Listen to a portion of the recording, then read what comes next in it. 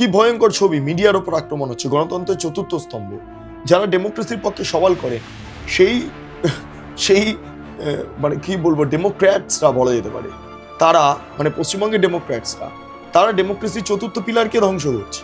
March news 18 বাংলার ক্যামেরাতে জল ঢেলে সেই ক্যামেরা নষ্ট করে দেওয়া হয়েছে। সাংবাদিকদের এবং পুলিশের ওপর এভাবে ইট বৃষ্টি করা, বোতল বৃষ্টি করা বা তাদেরকে প্রহার করা, মারধর করা, এটাও কখনো সংস্কৃতি হতে পারে না। ডিম ছোড়াটা যদি বাংলার সংস্কৃতি না হয়ে থাকে, সাংবাদিকদের উপরে বোতল আর জুতো ছোড়াটাও বাংলার সংস্কৃতি হতে পারে না। আগে সাংবাদিকরা মার খেলে যেটা হতো যে মুখ্যমন্ত্রী এড়িয়ে যেতেন, বিরোধী দলনেতা দাঁড়ালেও মুখ্যমন্ত্রী এড়িয়ে যেতেন, কিন্তু এখানে বিরোধী দলনেতার পাশাপাশি মুখ্যমন্ত্রী সাংবাদিকদের পাশে দাঁড়িয়েছে। আরে ভাই তুমি ইনজেকশন নাও, এই যাচ্ছি আছড়ে কাছড়ে দিয়েছে একদম হঠাৎ করে সেভাবে আছড়ে দিয়েছে। এফআইআর করো। মোটে যে শোনা যাচ্ছে জুতোটা সুন্দর খুলেনি, এটা কি ছাত্র আন্দোলন?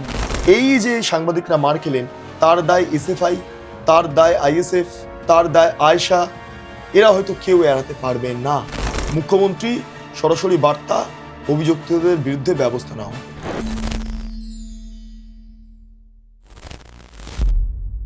গদি মিডিয়া কি? গদি মিডিয়া খায় না, মাথায় দেয়, কিচ্ছু জানে না তারা। তাদের মাথায় শুধু ঢুকে দেওয়া হচ্ছে গদি মিডিয়া বলে মিডিয়ার ওপর ঝাঁপিয়ে পড়তে হবে।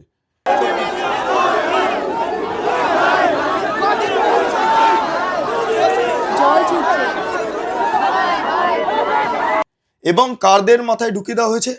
ওই মেটিয়া বুরুজ, গার্ডেন রিচ থেকে আসা শুক্রবারপন্থী কিছু জিহাদিদের।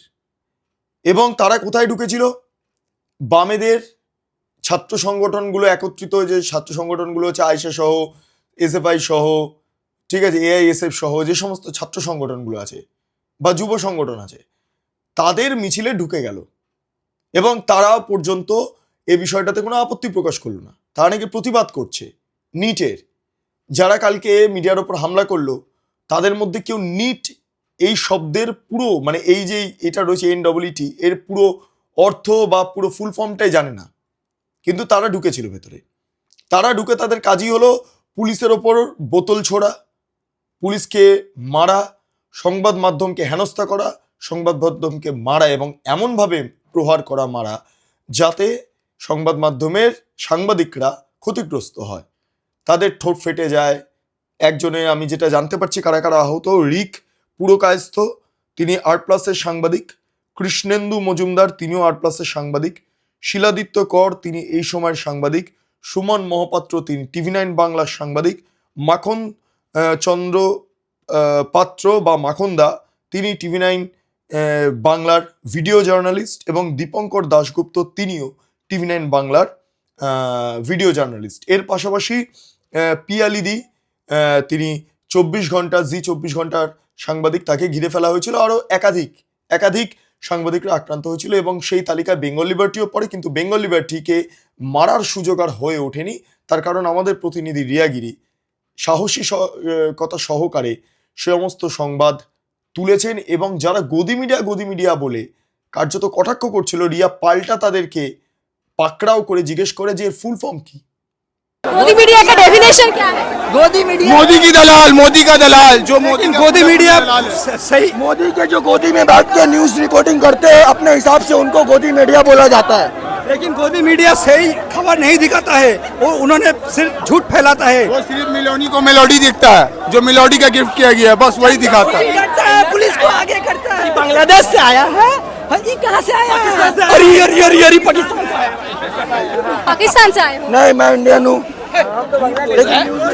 हिसाब से पाकिस्तान से आया। बंगाल में आप लोगों का जो गोदी मीडिया लिस्ट है, कैसे आइडेंटिफाई करते हैं कि ये चैनल गोदी मीडिया आ जाता है, क्वेश्चन से समझ में। आज भी देखा हुआ कि हम लोग बच्चा थोड़ी है, हम लोग बच्चा तो नहीं है।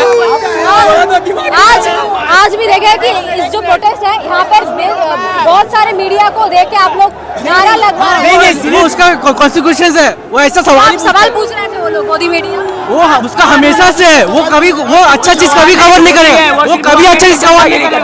आज जूता छापती और कुछ नहीं। सवाल देख के ही पता चल जाता है कि कौन गोदी मीडिया, एक मीडिया ने मोदी का दल्ला है, और दल्ला लोग को यहाँ रहने हम लोग नहीं देंगे। गोदी मीडिया हाय हाय আপনি কে যে এই ধরনের কথা বলছেন? আপনারা কি করতে এসেছেন? এই সমস্ত ঘটনাগুলো ঘটেছে।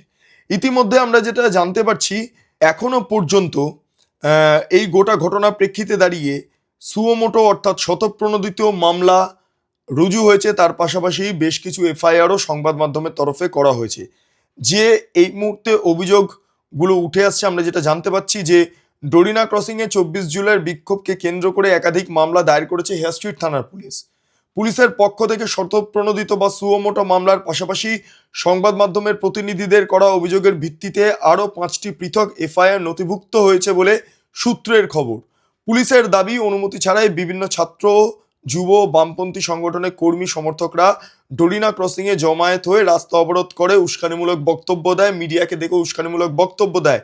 পরে পরিস্থিতি উত্তপ্ত হয়ে উঠলে তারা পুলিশের ওপর এবং সংবাদ মাধ্যমের ওপর হামলা করে, যেখানে পুলিশ আক্রান্ত হয়, যেখানে সংবাদ মাধ্যমের প্রতিনিধিরাও আক্রান্ত হয়। এবং গোটা ঘটনার প্রেক্ষিতে দাঁড়িয়ে আমরা দেখতে পেয়েছি যে ক্যামেরার ওপরে জল ঢেলে ক্যামেরা নষ্ট করে দেওয়া হয়েছে, যেটা আজ তাক বাংলার ক্যামেরাতে বাট নিউজ 18 বাংলার ক্যামেরাতে জল ঢেলে সেই ক্যামেরা নষ্ট করে দেওয়া হয়েছে। যে ক্যামেরাগুলোর ন্যূনতম দাম 2 থেকে 3 লক্ষ টাকা, কারণ এগুলোর মাধ্যমেই যারা টেলিভিশন মিডিয়ার খবর দেখেন তারা দেখবেন এই ক্যামেরাগুলোর মাধ্যমে তারা এই খবরগুলো সুন্দর করে এইচডি কোয়ালিটিতে দেখতে পারেন, কিন্তু সেই ক্যামেরাতে জল ঢেলে ক্যামেরাগুলো নষ্ট করে দেওয়া হয়েছে। আজকে বিধানসভাতে রাজ্যের মুখ্যমন্ত্রী শুভেন্দু অধিকারী তিনি বক্তব্য রাখছিলেন এবং গোটা ঘটনা নিয়ে তীব্র নিন্দা করেন। তিনি বলেন যে ডিম ছোড়াও যদি বাংলা সংস্কৃতি না হয়, তাহলে একইভাবে সাংবাদিকদের এবং পুলিশের ওপর এভাবে ইট বৃষ্টি করা, বোতল বৃষ্টি করা বা তাদেরকে প্রহার করা, মারধর করা, এটাও কখনো সংস্কৃতি হতে পারে না। যাই হোক, মুখ্যমন্ত্রী কি বললেন একবার একটু শুনে নিন। আপনার নেত্রীরাই তো বলেছে কাঁদানে টিয়ার গ্যাস নিয়ে পুলিশ দাঁড়িয়ে আছে, সবাই একটা করে জলের বোতল নিয়ে আসবেন। আমাদের কাছে তো সোশ্যাল মিডিয়া আছে। আপনারা তো কর্মসূচির আগেই বলেছেন জলের বোতল আনতে। সেই জলের বোতলগুলো হাজারে হাজারে কিভাবে ছুঁড়ছিলেন লোক দেখেছে। ডিম ছোড়াটা যদি বাংলার সংস্কৃতি না হয়ে থাকে, সাংবাদিকদের উপরে বোতল আর জুতো ছোড়াটাও বাংলার সংস্কৃতি হতে পারে না। আপনারা শুনলেন মুখ্যমন্ত্রীর বক্তব্য। বলা বাহুল্য যে গতকালের ঘটনার পর মুখ্যমন্ত্রী শুভেন্দু অধিকারী এবং বিরোধী দলনেতা ঋতব্রত বন্দ্যোপাধ্যায় দুজনে মিলে তারা এসএসকেএম হাসপাতালের ট্রমা কেয়ারে গিয়েছিলেন দুটি পৃথক সময়তে, কিন্তু তারা গিয়েছিলেন। শুভেন্দু অধিকারী প্রথম গিয়ে পৌঁছান এবং প্রত্যেকের সঙ্গে কথা বলেন, যারা আহত, দীপঙ্কর দা, ওখানে শিলাদিত্য দা বা যারা যারা রয়েছেন আক্রান্ত 4-5 জন, তাদের প্রত্যেকের সঙ্গে দেখা করেন। এমনকি সুমনের সঙ্গেও যখন হাসপাতাল থেকে বেরিয়ে যাচ্ছিলেন, সুমনের এখানে আছড়ে দেওয়া হয়। এই শুক্রবারপন্থী কিছু জিহাদিরা তারা গিয়েছিল তো মিছিলে, ফলে আছড়ে দেওয়া হয় সুমনকে। সেখানে গিয়েও সুমনের সাথেও কথা বলেন। এই গোটা যেই দৃশ্যটা, সেই দৃশ্যটা একবার দেখে নেব। তারপর ঋতব্রত আক্রান্তদের সঙ্গে দেখা করে আসার পর ছোট করে কিছু লাইন বলেছিলেন, কারণ ঋতব্রত তো এই বাম আন্দোলনের সঙ্গে একসময় জড়িত ছিলেন। তিনি বলছেন যে কোন পতাকার পেছনে কি লাঠি ব্যবহার করা হয় পতাকা আটকানোর জন্য, সেটা তারা ভালো করেই জানেন। ফলে এই গোটা বিষয়টা ছোট করে একটু দেখে নেব, তারপর বাকি অংশে আসছি। এরকম করে দেখুন, আরে ভাই তুমি ইঞ্জেকশন নাও, এই যাচ্ছি আছড়ে কাছড়ে দিয়েছে একদম, হঠাৎ করে সেভাবে আছড়ে দিয়েছে। এফআইআর করো, ছেড়ে দেবো নাকি? তুমি কি ভাবলে কি এই নিটের আন্দোলন হচ্ছে নাকি? হঠাৎ করে তুমি করো, তুমি আগে আছড়ে দিয়েছে বিষাক্ত নৌকে। পতাকা ওই রকম লাঠিতে হচ্ছে, কেউ পতাকা বাঁধে না। আমি দীর্ঘ 2 দশকের বেশি ছাত্র আন্দোলন করেছি, ইউনিট স্তর থেকে সর্বভারতীয় স্তরে ছাত্র আন্দোলন করার অভিজ্ঞতা আছে। কিন্তু মোটা ডান্ডা মারপিটের জন্য যা ব্যবহার হয়, সেই ডান্ডাগুলো একাধিক, এবং দেখতে পাওয়া যাচ্ছে তো কিভাবে মেরেছে, এবং মারবার পর যে তাণ্ডব, এবং ওখানে শোনা যাচ্ছে মোবাইল কেড়ে নিতে হবে, টাকা, জুতো, মানে আমি হ্যাঁ শোনা যাচ্ছে তো ফুটেজে শোনা যাচ্ছে জুতোটা সুন্দর খুলে নে। এটা কি ছাত্র আন্দোলন? তো সৃজনদের তো মানে উত্তর দিতে হবে, সেলিম সাহেবদের তো উত্তর দিতে হবে। আপনারা দেখলেন এই ভিডিও।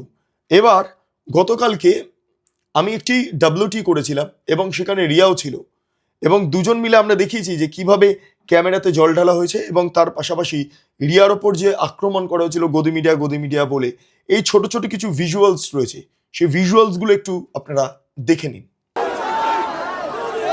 জল ছুটছে।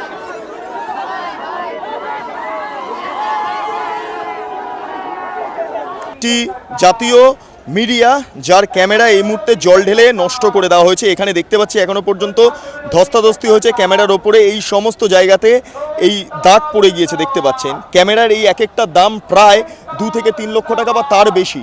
এই ক্যামেরাগুলোকে এইভাবে নষ্ট করা হয়েছে সোকল সিজেপির মুভমেন্টে। এ দেখুন জল পড়ে আছে এখনো পর্যন্ত, যদি করি এই যে হাতে আমার জল, এ দেখুন পুরো জল, এই যে পুরো জল, এইভাবে জল ফেলে দিয়ে ক্যামেরাগুলোকে নষ্ট করা হয়েছে।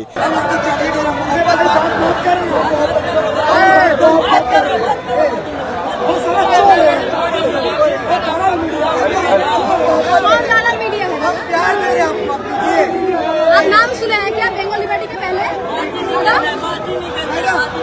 बोल क्यों रहे हैं? दलाल मीडिया बोल क्यों रहे हैं? आपने नाम सुना है बंगाली बेटी का? दलाल क्यों बोल रहे हैं?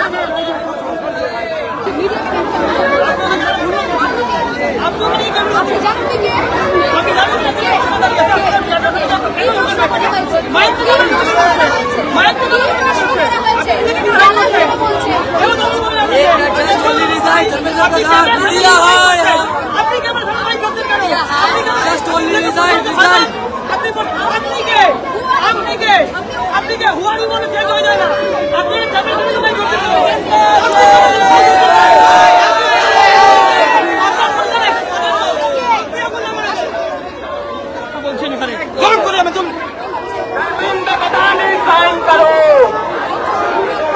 लाइट को देखिए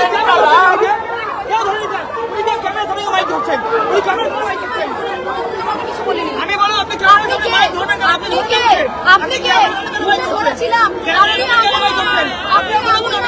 আপনি আঙুল নামান আমার ইচ্ছা দেখে আপনার কথা বলে যাবো না। कौन है दादा? আপনারা দেখলেন সেই ভিজুয়ালস, কি ভয়ঙ্কর ছবি। মিডিয়ার ওপর আক্রমণ হচ্ছে, গণতন্ত্রের চতুর্থ স্তম্ভ, যারা ডেমোক্রেসির পক্ষে সওয়াল করেন সেই সেই মানে কি বলবো, ডেমোক্র্যাটসরা বলা যেতে পারে, তারা মানে পশ্চিমবঙ্গের ডেমোক্র্যাটসরা, তারা ডেমোক্রেসির চতুর্থ পিলারকে ধ্বংস করছে, মারছে। মিডিয়ার ওপর আক্রমণ, মিডিয়াকে মারধর করা হচ্ছে। ভাবুন ভাবুন, ভাবা প্র্যাকটিস করুন, কি ভয়ঙ্কর ছবি ধরা পড়ছে। এরা আইন হাতে নিয়ে নিচ্ছে। এবং এখানেই শেষ নয়, যখন বুঝলো পরিস্থিতি খারাপ, বিভিন্ন মিডিয়ার অ্যান্টি ন্যারেটিভ তৈরি হচ্ছে, সেই সময় দাঁড়িয়ে খুব তাৎপর্যপূর্ণভাবে আমরা দেখলাম যে ওখানে যারা এসএফআই নেতৃত্বরা রয়েছেন তারা বলতে শুরু করলেন যে যারা মারছে তারা বিজেপির লোক, বিজেপি এখানে ঢুকিয়ে দিয়েছে। বিজেপি খিদিরপুর থেকে, মোমিনপুর থেকে, ইকবালপুর থেকে, পার্ক সার্কাস থেকে টুপি পরা লোকজনকে ওখানে ঢুকিয়ে দিয়েছে না মারধর করার জন্য। মারধর করার জন্য এই ভিজুয়ালসগুলো দেখতে পাচ্ছেন পরপর, টুপি পরে, বোরখা পরে মিডিয়ার ওপর কন্টিনিউয়াসলি আক্রমণ করা, আপনারা দেখতেই পাচ্ছেন। মানে কি ভয়ঙ্কর পরিস্থিতি। আচ্ছা যাই হোক, এইটা গেল, এই পরিস্থিতিটা গেল, এই ঝামেলাটা গেল। এটার পর আরেকটা বিষয় আপনাদের সামনে উত্থাপন করব, সেটা হলো গদি মিডিয়া। এইটা কে তুলে ধরেছে? এই বিষয়টা কে তুলে ধরেছে? গদি মিডিয়া কোনো সাংবাদিকতার টার্ম নয়। গদি মিডিয়া এই শব্দটা তুলে ধরেছেন রবিশ কুমার। রবিশ কুমার বিখ্যাত সাংবাদিক, আমরা জানি ন্যাশনাল লেভেলের। কিন্তু তার এই গদি মিডিয়ার তত্ত্বটাকে কেন্দ্র করে যদি আজকে সাংবাদিকদের উপর এই হামলাটা কন্টিনিউয়াসলি হতে থাকে, তাহলে এর দায় হয়তো রবিশ কুমারকেও নিতে হবে। কারণ রবিশ কুমার ইনডাইরেক্টলি তো উস্কাচ্ছেন। আজকে যদি এরা বিজেপির হয়ে কাজ করে, এই গদি মিডিয়া রবিশ কুমারের মোতাবেক যদি বিজেপির হয়ে কাজ করে, আমি ধরে নিলাম একদম ঠিক রবিশ কুমাররা বিজেপির বিরোধিতা করে নির্দ্বিধায় আরেকটা দলকে সমর্থন করছে, সেটা হচ্ছে ইন্ডিয়া জোট, যার মধ্যে কংগ্রেস রয়েছে, রয়েছে। তারাও তো কারো কোলে বসে করছে, ফান্ডিংটা তো আসছে তাদের। এই যে ককরোচ জনতা পার্টির বিভিন্ন মুভমেন্টে দিল্লিতে আমরা দেখেছি সাংবাদিকদের এই একইভাবে প্রহার করা হচ্ছে। সেই ভিজুয়ালসগুলো দেখুন, এই একইভাবে সাংবাদিকদের প্রহার করা হচ্ছে ভয়ঙ্করভাবে। তাহলে এবার আপনারা ভাবুন, ওই কায়দাটাই এখানে বাস্তবায়িত করার চেষ্টা করা হয়েছিল। দিল্লিতে মার খাচ্ছে, তাহলে এখানে কেন মার খাবে না? যাই হোক, পুলিশ ইতিমধ্যে গুন্ডা দমন আইনের প্রেক্ষিতে দাঁড়িয়ে বেশ কয়েকজনকে গ্রেপ্তার করার পরিকল্পনা গৃহীত হয়েছে বা গ্রেপ্তার করেও ফেলেছে, আমরা এখনো পর্যন্ত যা জানতে পারছি। সেক্ষেত্রে দাঁড়িয়ে কিছু নাম আপাতত আমার কাছে উঠে আসছে, সেই নামগুলো একবার একটু শুনে নিই। গুন্ডা দমন আইনে তাদের বিরুদ্ধে ব্যবস্থা নেওয়া হচ্ছে, যার মধ্যে আফরোজ যে রাজাবাগান থেকে আছে, আর নাহির আছে খিদিরপুর থেকে। নামগুলো বুঝতেই পারছে, নামগুলো শুনেই আপনারা রিয়েলাইজ করতে পারবেন যে এতক্ষণ ধরে আমি যেই বিষয়গুলো বললাম সেগুলো শুক্রবার, জুম্মাবার জিহাদি এগুলো মিল পাচ্ছেন কিনা। আসলে এর নেপথ্যেও রয়েছে তৃণমূল কংগ্রেসের হাত। না হলে ককরোচ জনতা পার্টি এবং বামেদের উভয় সমর্থনে মিছিল এই নিটের প্রেক্ষিতে দাঁড়িয়ে সেখানে চলছে খেলা হবে গান। এত নিট পরীক্ষার্থীরা তারা আত্মহত্যা করেছেন, আত্মহননের পথ বেছে নিয়েছেন, দুঃখের বিষয়, এটা হওয়া উচিত নয়। তারপরেও সেখানে খেলা হবে গান বাজছে। খেলা হবে কারা বাজাতেন? তৃণমূল কংগ্রেস, তাই তো। আর সেখানে খেলা হবে বাজিয়ে নাচার কি দরকার আছে? এটা তো কোনো সুখের মিছিল নয়, এটা তো দুঃখের মিছিল, এটা তো প্রতিবাদ মিছিল। নাচা গানার কি কেস আছে? এটা কি পিকনিক হচ্ছে? ভিজুয়ালসটা দেখুন, এখানে তোলা হয়েছে। এবং রিয়া কি বাইকটা সংগ্রহ করেছে দেখুন এই খেলা হবে গানটা প্রেক্ষিতে দাঁড়িয়ে। শুনুন। हम लोग किस गाने पे डांस किए? खेला होवे में खेला होवे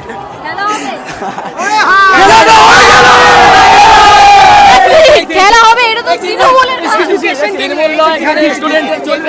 एजुकेशन के साथ खेला खेल रहे हैं हम लोग। का एजुकेशन के साथ खेलेंगे इस बार। मोदी को हटाओ, मोदी को हटाओ, क्रिस्टियानो को हटाओ, मोदी को हटाओ, क्रिस्टियानो को हटाओ, मोदी को हटाओ।